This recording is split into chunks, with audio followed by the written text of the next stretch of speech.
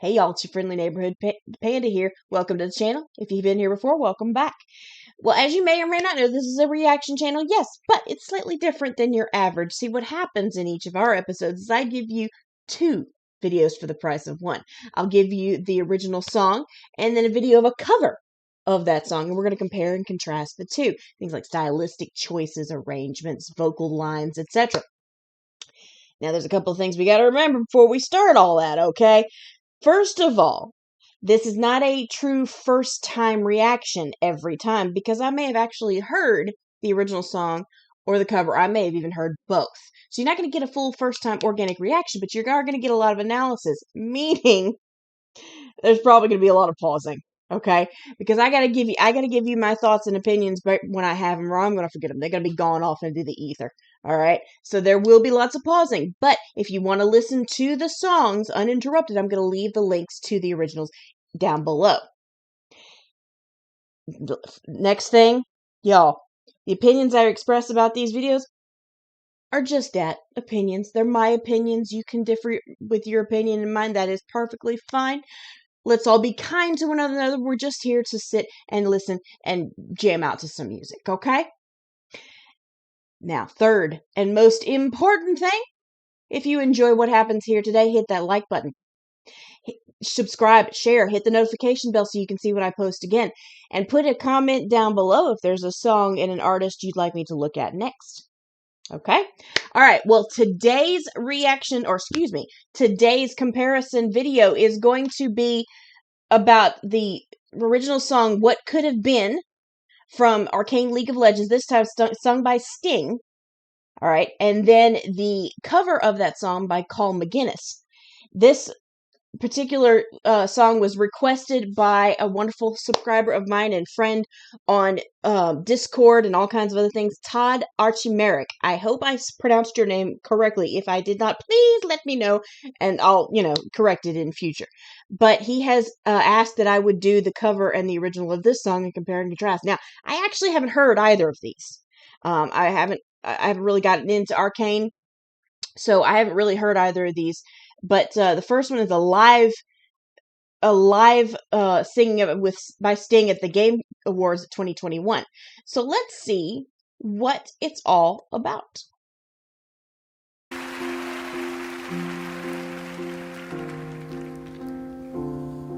I love the somber piano to start. I am the monster you created. You ripped out all my parts. And worst of all, for me to live, I gotta kill the part of me that saw that I needed you more. Wow. Okay. You can tell that the subject matter of this song is kind of dark, not only from the somber piano, but then Sting's voice here specifically is very gentle, very breathy sounding, and Sting's getting up in there in age, y'all. Let's just call it like it is, and his voice is not as strong here as it used to be in some of his more popular songs, but that adds to, I think, to the feeling.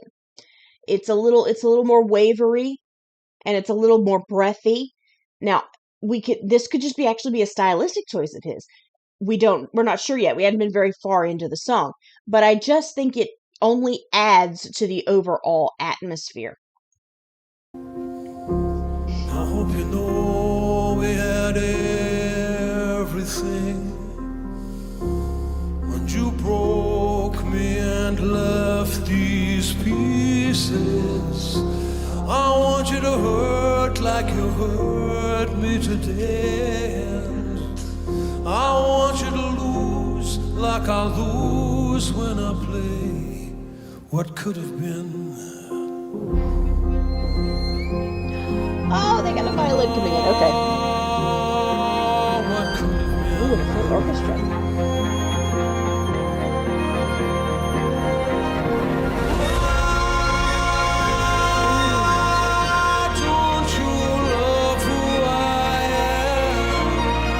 Okay, That was gorgeous. That was gorgeous. Let's go back and dissect that build up, okay? He has come in at the beginning. It's just him with the piano, and he has kept it very, very gentle, very breathy, very subdued. And then he brings in the lone violin with that very high, ethereal, kind of ghostly sound to it. Then we add in the rest of the strings, very soft, still adding a layer. And then they increase in volume, they crescendo, and then he crescendos onto his following line to bring it back in. It's absolutely masterful, these layers that add and build to the crescendo without actually having to, turn up any volume or to strain in any way. Could have been.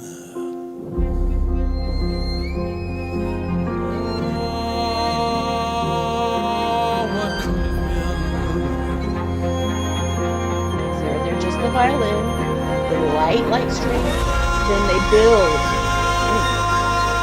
Don't you love who I am? What we could have been.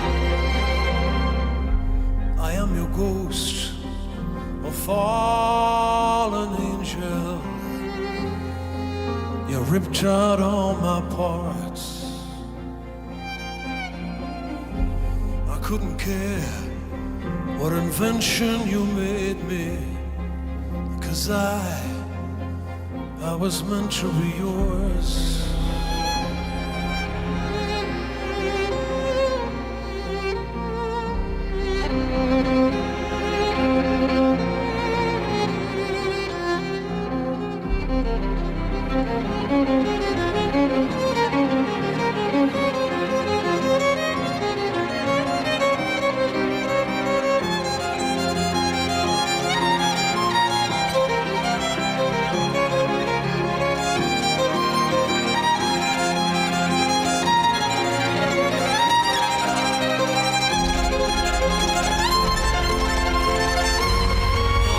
Okay, let's go back. Just the violin solo. It mimics that original part we said with that layering, but all by itself. It starts very in a lower tone, on the lower end of the scale, and then it increases in its rhythm, not necessarily the tempo. The tempo stays very, very steady, but the rhythms and the addition of all the notes that it plays adds a momentum to it, and then it goes up into a little bit of the higher register, again, kind of building up that feeling, and then the rest of the orchestra comes in with it, and it really sort of it gets you kind of, you want to lean forward, you almost hold your breath because you want to know what's happening next.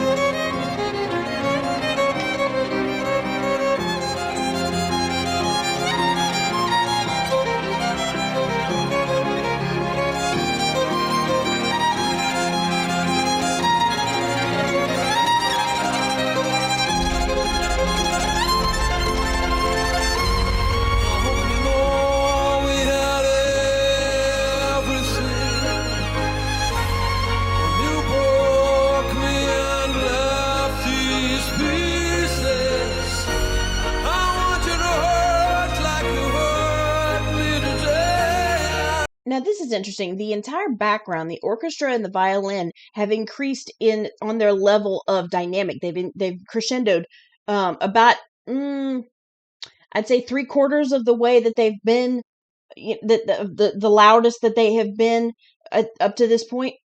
This is about 3/4 of that, but Sting has not increased his volume quite as much.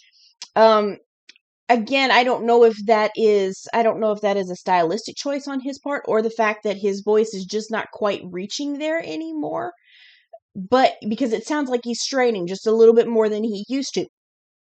But either way, it's adding to the emotion of that, what could have been that you are almost crying out and nobody's hearing you.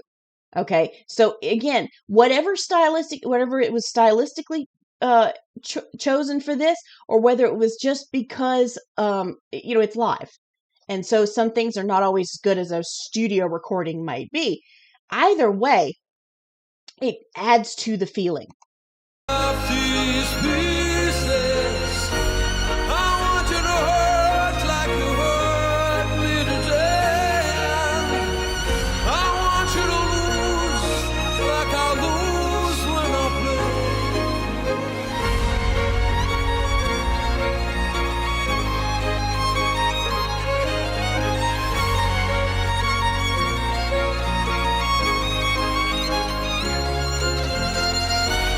I want you to hurt like you hurt me today. I want you to lose like I lose when I play. What could have been?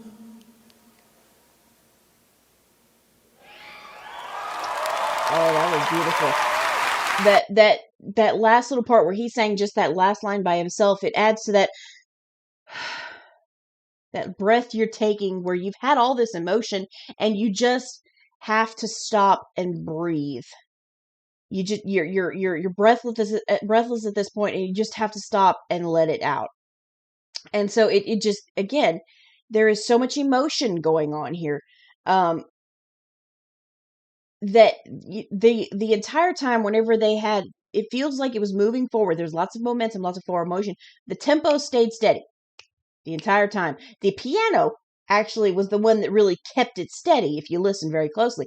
The momentum came from the strings in their crescendo and all of their cascading over one another the entire time. A beautiful song. Very, very somber and very wistful in its way. So I'm very interested to see what Colm McGuinness does with it, because he has a deeper voice. So I'm interested to see how this goes. Let's get to his. Here we go.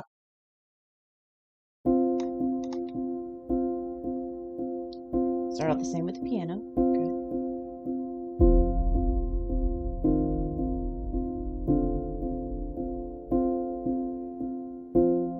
I am the monster you created.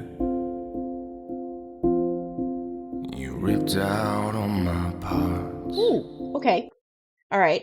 With the different timbre in his voice, he is kind of making a different emotion than what Sting did. Sting's was very gentle, very breathy, very, very gentle, like I said, gentle, and what's the word? Very, very sad, very sad. This one, because his voice is very gravelly, he still has the breathy quality to it, but it's still very direct, still very clear in his enunciation and in the forward placement of those vowel sounds. And so he sounds almost more disappointed than sad. I think that's really interesting how that, or at least that's how it catches my ear. You ripped out all my parts, and worst of all, for me to live, I gotta kill the part of me that saw that I needed you more. I hope you know we had everything, but you broke me and left these pieces. I want you to hurt like you hurt me today, and I want you to lose like I lose when I play what could have been. You can hear the very subdued, very controlled power that Colm has in his voice, because it feels like he's holding back. You can tell that he can go bigger, but he's not yet. What he's allowing to happen behind him is the piano. The piano is, I think it sounds like there's a couple of lines layered over one another that are adding to that orchestral feel rather than the addition of all the strings. So he again is layering, but he is holding himself back at the moment. He's not quite building up his voice yet, but you can tell he could. Oh, there goes strings.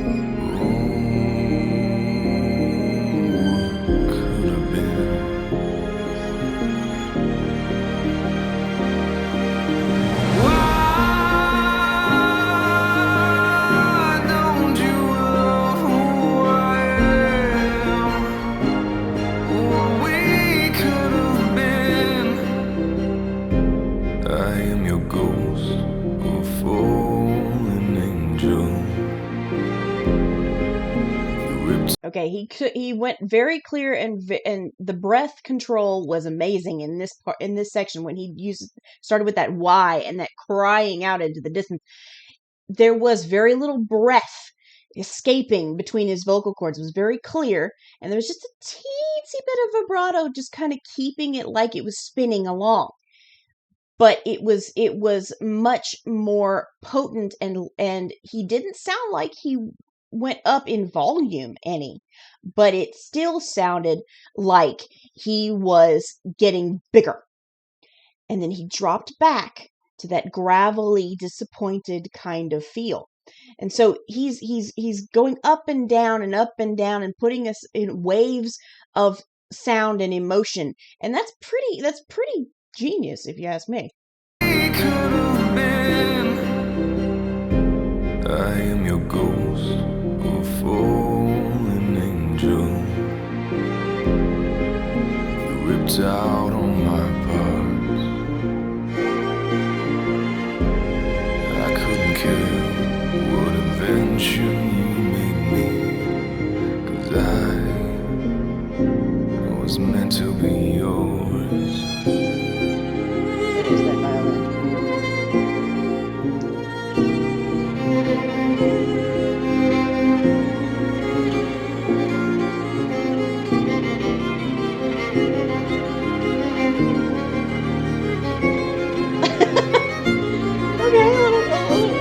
A little bit of comedy here, like he starts off with the violin solo, and he's like thinking, okay, it's just gonna be a little bit, and then he's looking at it like, you keep going, bro? Wait a minute, hang on.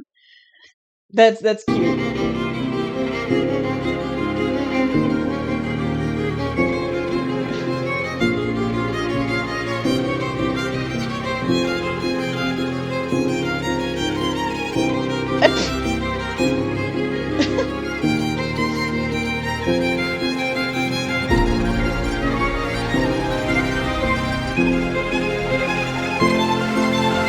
Before that, because you can tell it's building, so you can tell he's going to come back in with his powerhouse.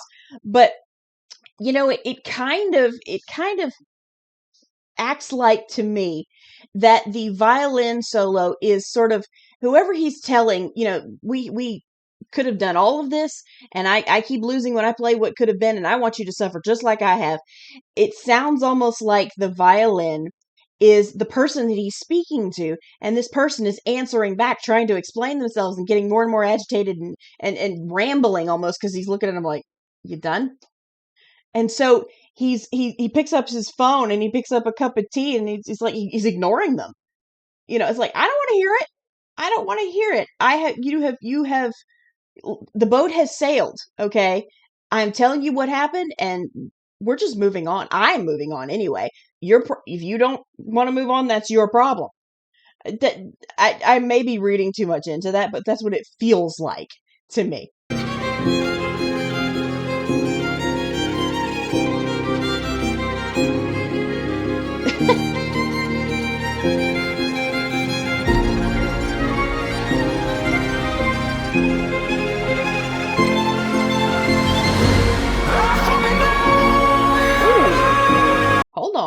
Hold on.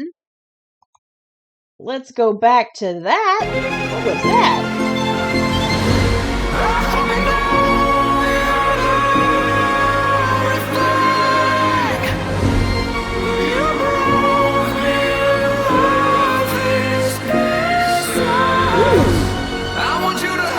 Okay. Let's break that down just a little bit. He went up up. Okay. And it sounds very whistly the way he does it. You can tell this is not his normal. This is, I mean, obviously from what he was doing before, this is not his normal wheelhouse here. But look at his mouth, look at his jaw, and look at his throat. Okay, look at where his tongue just is laying down. He's not struggling at all. The veins in his throat are not, starting to come out. He's not clenching his jaw or tightening his jaw. His tongue is relaxed. His mouth is open, but not forced open like or clenching his teeth. And a lot of people say, okay, well, this is a studio recording. He's just lip syncing. I know good singers, the real good singers of the caliber of Colm McGuinness, that even if they are lip syncing to a pre-recorded song so that they can do the music video, they're still singing. They're still singing with plenty of so that they can have plenty of emotion while they're recording. So he is putting forth the same effort he would when he went into the studio and actually recorded the sound. Okay, so that the fact that he is not straining at all is evident here, and it's really impressive because that whistle tone is sometimes very difficult to do comfortably. Let's listen to that.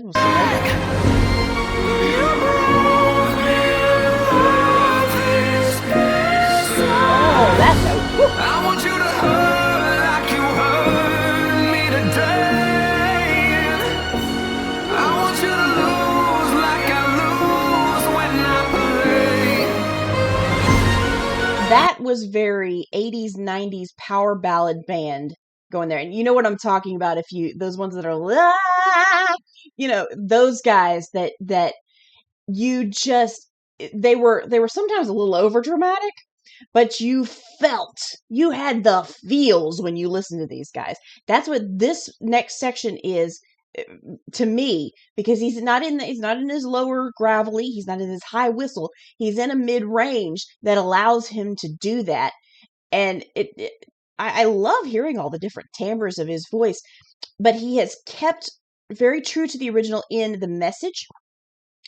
And in the background, what's going on, he still has the same piano and the same strings that are adding layers to the dynamics to it to add that fullness to this, even though it's just him, right? And so it's his own, yes, but he's still staying very true to the original.